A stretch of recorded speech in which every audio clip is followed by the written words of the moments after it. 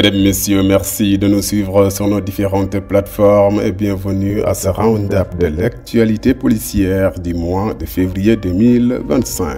1er février 2025. Premier jour du mois, énième activité citoyenne de la police nationale, samedi 1er février 2025 à l'occasion de la journée de mobilisation citoyenne pilotée par le ministère de l'Intérieur et de la Sécurité publique. Les policiers sénégalais ont encore une fois démontré qu'ils sont des citoyens modèles sur toute l'étendue du territoire national et même hors de nos frontières en République centrafricaine. Les policiers étaient pleinement déployés pour rendre le cadre de vie propre conformément aux objectifs de cette journée dont le thème était Setal Suñu Gox Moy Suñu Karange. Il faut rappeler qu'à l'occasion de cette journée, le ministre de l'Intérieur et de la Sécurité publique Jean-Baptiste Tine s'était rendu au camp Abdou Diassé de Dakar où il a été accueilli par l'inspecteur général de police Mame Seydou Ndour, directeur général de la police nationale. 4 février 2025. Mardi 4 février 2025, le commissaire de police Youssou Ndong a pris les commandes du commissariat central de Kédougou sous la présence effective du commissaire divisionnaire de police Ndiara Sène, directeur de la sécurité publique, qui a présidé la cérémonie de passation de service entre le commissaire de police Thierno Diop et le nouveau commissaire central, chef du service régional de la sécurité publique de Kédougou. Je veux nommer le commissaire de police Youssou Ndong. Lors de cette cérémonie, le directeur de la sécurité publique a insisté sur l'impérieuse nécessité d'œuvrer pour une parfaite collaboration entre la police et la population.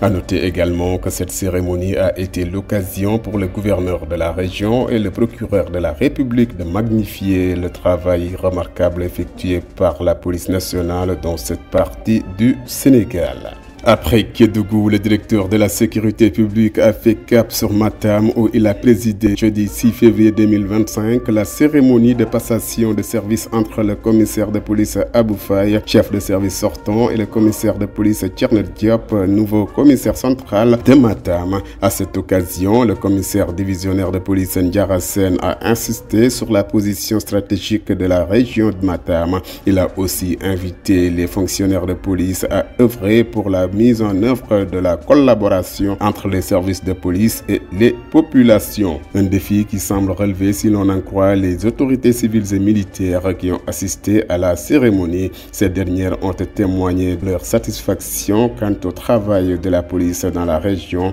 en affirmant que le slogan « La police, un service public au service du public » trouve tout son sens à Matam.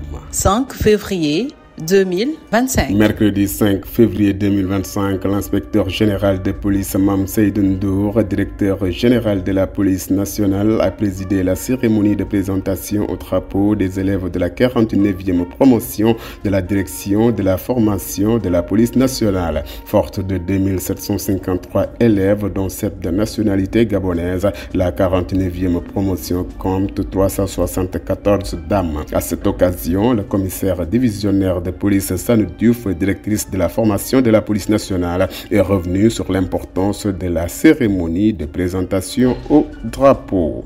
12 février 2025.